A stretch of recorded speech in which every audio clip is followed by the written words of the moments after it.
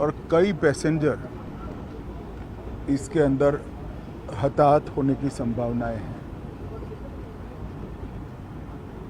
इस घटना से पूरा देश क्षुब्ध है और पूरा देश एक साथ पूर्ण संवेदनाओं के साथ ये जो दुर्भाग्यपूर्ण हादसे में पैसेंजर हताहत हुए हैं, इनके परिजनों के साथ खड़ा है। सबसे पहले मैं भारत सरकार, गुजरात सरकार, भारत सरकार के प्रधानमंत्री जी और गुजरात सरकार की ओर से भी जो लोग हताहत हुए हैं, इनके परिजनों के प्रति गहरी संवेदना व्यक्त करता हूं। 10 ही मिनटों में हादसे के भारत सरकार के पास सूचना पहुंची। तुरंत ही मैंने मुख्यमंत्री जी, यहाँ के गृह मंत्री, होम डिपार्टमेंट के control room, civil aviation department, civil aviation मंत्री, सभी से संपर्क किया। प्रधानमंत्री जी का भी तुरंत ही फोन आ गया और भारत सरकार और गुजरात सरकार के सभी डिपार्टमेंट एक साथ होकर राहत और बचाव कार्य में लगे। इस विमान में कुल मिलाकर 230 यात्री देश के और विदेश के और 12 क्रू मेंबर सवार थे। इसमें से एक यात्री का बचने का अच्छा समाचार मिला है, मैं उनको मिलकर आया हूं। मृत्यु का आंकड़ा तो डीएनए परीक्षण और यात्रियों की पहचान के बाद ही अथॉरिटी अधिकृत रूप से घोषित करेगी, मगर जो यात्री बचा है उसको मैं मिलकर आया हूं। घटना के तुरंत बाद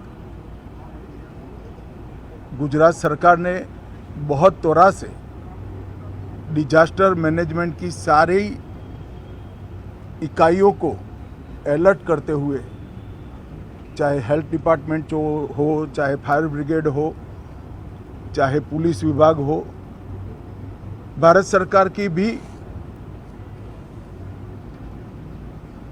सीएपीएफ को संपर्क कर सभी ने एक साथ मिलकर राहत और बचाव का कार्य चालू किया। मगर 1.25 लाख लीटर ईंधन विमान के अंदर ही था और लगभग गर्मी, तापमान इतना ऊंचा हो गया कि किसी को बचाने की मौका ही नहीं मिला। अब मैं घटना स्थान पर भी जाकर आया हूं। सारे यात्रियों के मृतदेह को बाहर निकालने का काम लगभग समाप्त हो चुका है। जितने यात्रियों के परिजन यहाँ पहुँच चुके हैं, वो सबका डीएनए लेने की कार्यवाही भी 2-3 घंटों में समाप्त हो जाएगी। विदेश में जिनके परिजन हैं, उनको सूचना देने की कार्यवाही समाप्त हो चुकी है और जैसे ही पहुँचते हैं उनके भी डीएनए सैंपल लिए जाएंगे और मृतदेहों की पहचान के लिए जितने मृतदेह मिले हैं, इनके भी डीएनए सैंपल लेने की कार्यवाही समाप्त हो चुकी है।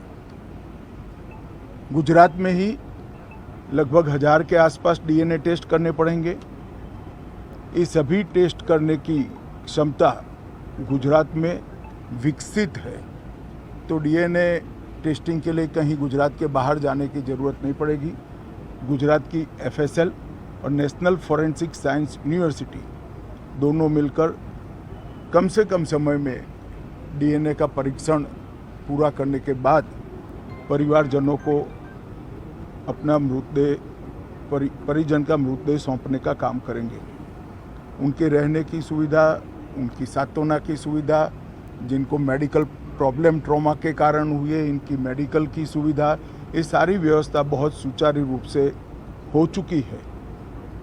अभी रिव्यू मीटिंग में सारी व्यवस्थाओं को हम सब मंत्रियों ने साथ में मिलकर देखा है।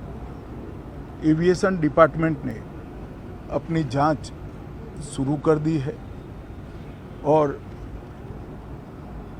जांच तेजी से आगे बढ़े, इसके लिए भी एविएशन मंत्री जी ने सूचनाएं दी हैं। मैं फिर से एक बार राहत काम में जिन जिन एजेंसियों ने त्वरा के साथ बचाव और राहत का काम किया, वो सभी का धन्यवाद करना चाहता हूं। और फिर से एक बार जिन्होंने अपने परिजनों को गंवाया है, हताहत हुए हैं, वो सभी को मनपूर्वक संवेदनाएं व्यक्त करता हूं। मैं एक बार जरूर कहना चाहता हूं कि ये एक्सीडेंट है, एक्सीडेंट को कोई रोक नहीं सकता, परंतु 365 दिन 24 घंटा इस तरह की घटना के लिए प्रशासन का जो अलर्टनेस है, उसकी कसौटी उसी वक्त होती है जब ऐसी घटनाएं होती है। और आज गुजरात के डिजास्टर मैनेजमेंट की तैयारियों का एक प्रकार से दुर्भाग्यपूर्ण तरीके से मगर कसौटी हुआ और बहुत त्वरा के साथ यहाँ पर काम किया गया, वो पूरे देश के मीडिया के सामने और परिजनों के सामने भी आया है। अंत में मैं फिर से एक बार सम्माननीय प्रधानमंत्री नरेंद्र मोदी जी की ओर से, भारत सरकार और गुजरात सरकार की ओर से सभी हताहत लोगों के परिजनों के प्रति गहरी संवेदना व्यक्त करता हूं। धन्यवाद।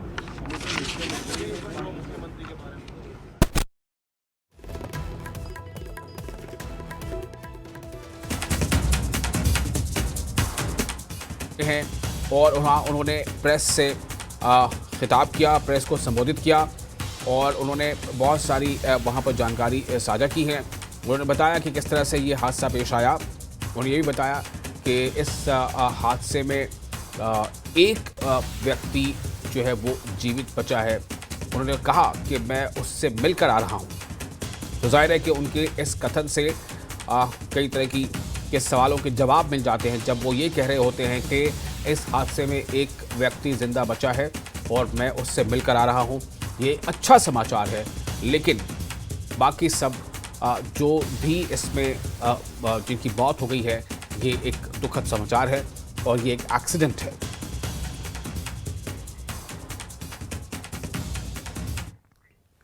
और फिलहाल एक छोटा सा ब्रेक लेते हैं। ब्रेक के बाद खबरों का सिलसिला जारी रहेगा। बने रहे न्यूज़ 18 के साथ।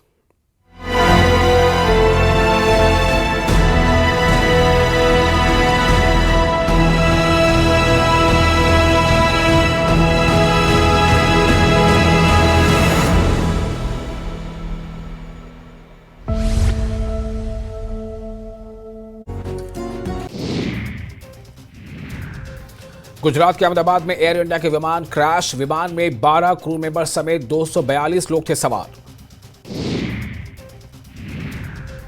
हादसे के वक्त 230 यात्री, 12 क्रू मेंबर सवार थे। हादसे में 200 से ज्यादा लोगों की मौत होने की पुष्टि, किसी के भी बचने के आसार बहुत ही कम। AI-171 बोइंग ड्रीमलाइनर हादसे का शिकार। अहमदाबाद से लंदन जा रही थी फ्लाइट। डीएनए टेस्ट से शवों की पहचान की जाएगी। सिविल अस्पताल ने परिजनों से डीएनए सैंपल मांगे।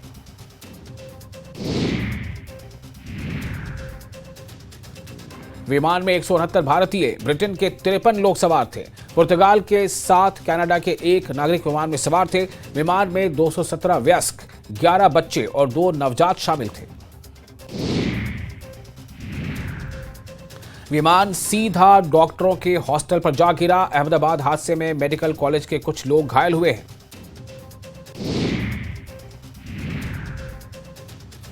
सिविल अस्पताल के हॉस्टल पर गिरा विमान, हादसे में घायल 50 लोगों का इलाज जारी। हादसे के बाद 4-5 मेडिकल छात्र लापता बताए जा रहे हैं। हादसे से पहले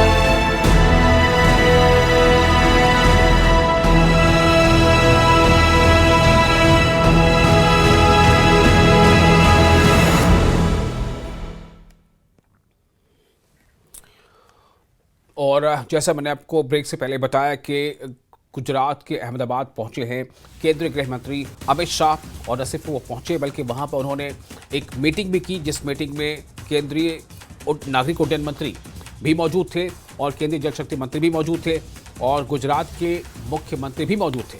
उस बैठक के बाद केंद्रीय गृह मंत्री अमित शाह ने प्रेस को संबोधित किया, यानी मीडिया के सामने, प्रेस के सामने उन्होंने अपनी बात रखी, अपना संबोधन किया। और क्या कुछ कहा है ये हम आपको बताते हैं, लेकिन पहले आपको ये बता दें कि ये काफ़ी अहम था कि हादसे के बाद पहले तो जो नागरिक उड्डयन मंत्री हैं राम मोहन नायडू वो वहाँ पहुँचे और उसके बाद जो नागरिक उड्डयन राज्य मंत्री हैं वो भी वहाँ पहुँचे और गुजरात के मुख्यमंत्री भूपेंद्र पटेल भी अहमदाबाद पहुँचे थे। वहाँ सिविल अस्पताल में जाकर खासतौर उन्होंने वहाँ पर जो लोग जिनका इलाज के लिए जो भर्ती कराया गया था उनसे उन्होंने मुलाकात की थी और केंद्रीय गृह मंत्री अमित शाह भी वहां पहुंच चुके हैं। और वहां पहुंचने के बाद उन्होंने हालात का जायज़ा लिया, अस्पताल पहुंचकर जिन लोगों का इलाज चल रहा है उनसे मुलाकात की, क्योंकि ज़ख्मियों में ज़्यादातर वो लोग हैं जो उस बिल्डिंग या उसके आसपास कहीं मौजूद थे जिस बिल्डिंग पर प्लेन गिरा था। लेकिन एक अहम बात केंद्रीय गृह मंत्री ये बताई कि जो 242 लोग सवार थे इस विमान में, उस विमान में 242 में से एक व्यक्ति जो है वो जीवित है। ये एक शुभ समाचार मिला। हालांकि बाकी लोग जिंदा नहीं बच पाए जैसा उनका कहना था, लेकिन उन्होंने कहा है कि इसकी आधिकारिक पुष्टि अभी उसमें कुछ समय लगेगा। जब उसकी बाज़ाब्ता पहचान हो जाएगी DNA के सैंपल मिलान से और बाकी दूसरी चीज़ों से उसे बिल्कुल पुष्ट कर लिया जाएगा। लेकिन ये बताया उन्होंने कि एक व्यक्ति जो जीवित बचा है उससे मैं मिलकर आया हूँ, ये भी केंद्रीय गृह मंत्री अमित शाह ने कहा है। साथ ही केंद्रीय गृह मंत्री अमित शाह ने इस घटना के बारे में जो जानकारी साझा की वो अभी आपको हम फिर से एक बार सुनाएंगे कि केंद्रीय गृह मंत्री अमित शाह ने जब मीडिया के सामने अपनी बात रखी तो उन्होंने क्या कुछ कहा। हालांकि इस समय जब वो बता रहे थे तो उन्होंने पूरी तफसील बताई कि किस तरह से ये विमान कहाँ के लिए उड़ा था, ये विमान कैसे हादसे का शिकार हुआ और इस विमान में विदेशी नागरिक भी जो है वो शामिल थे। तो मीडिया के सामने, प्रेस के सामने अपनी बात रखने से पहले केंद्रीय गृह मंत्री अमित शाह ने एक वहाँ पर मीटिंग की थी जिसमें केंद्रीय नागरिक उड्डयन मंत्री, सिविल एविएशन मिनिस्टर जो है राम मोहन नायडू वो मौजूद थे और केंद्रीय जल शक्ति मंत्री CR पाटिल भी मौजूद थे, गुजरात के मुख्यमंत्री भूपेंद्र पटेल भी मौजूद थे और नागरिक उड्डयन राज्य मंत्री भी इस मौके पर मौजूद थे।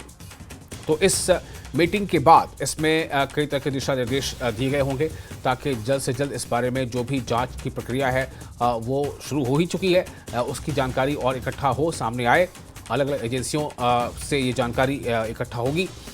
तो केंद्रीय गृह मंत्री अमित शाह आप देखें किस तरह से जब वहाँ पहुँचे थे और उन्होंने अस्पताल में जाकर जो ज़ख्मी हुए थे इस हादसे में या प्लेन दुर्घटना के नतीजे में जो उस बिल्डिंग या उसके आसपास जो लोग थे, उन्हें माना जा रहा है कि कई मेडिकल से जुड़े लोग हैं और कुछ रेजिडेंट डॉक्टर्स भी हो सकते हैं, क्योंकि जिस समय ये विमान बिल्डिंग पर गिरा था वो बिल्डिंग डॉक्टर्स का हॉस्टल था, रेजिडेंट डॉक्टर्स का, और उस समय उस हॉस्टल के डाइनिंग हॉल में 50 से ज़्यादा रेजिडेंट डॉक्टर्स जो है वो लंच कर रहे थे। तो उसमें कई लोग ज़ख्मी हुए हैं और एक खबर ये भी है कि 4 मेडिकल के छात्र जो है वो लापता हैं। अभी इसकी पुष्टि होना बाकी है कि वो लापता हैं तो आखिर कहाँ हैं, उनके साथ क्या हुआ। उन्होंने कहा है कि पूरा देश इस हादसे से दुखी है। अमित शाह ने कहा, उन्होंने कहा कि पूरा देश पीड़ित परिवारों के साथ है। अमित शाह ने हादसे के तुरंत बाद बचाव कार्य शुरू हुआ ये भी बात बताई और साथ ही उन्होंने ये कहा कि विमान में 230 यात्री मौजूद थे, 12 क्रू मेंबर थे और एक यात्री के बचने की जो बात जो लगातार न्यूज़ 18 आपको उससे जुड़ी खबर दिखा चुका है, तो एक यात्री के बचने का शुभ समाचार भी मिला है, ऐसा अमित शाह ने कहा। उन्होंने ये भी कहा कि मैं उससे मिलकर आया हूँ। साथ ही उन्होंने ये कहा कि DNA जांच के बाद मृत्यु का जो आधिकारिक आंकड़ा है वो जारी होगा और ये तमाम बातें उन्होंने सामने रखी।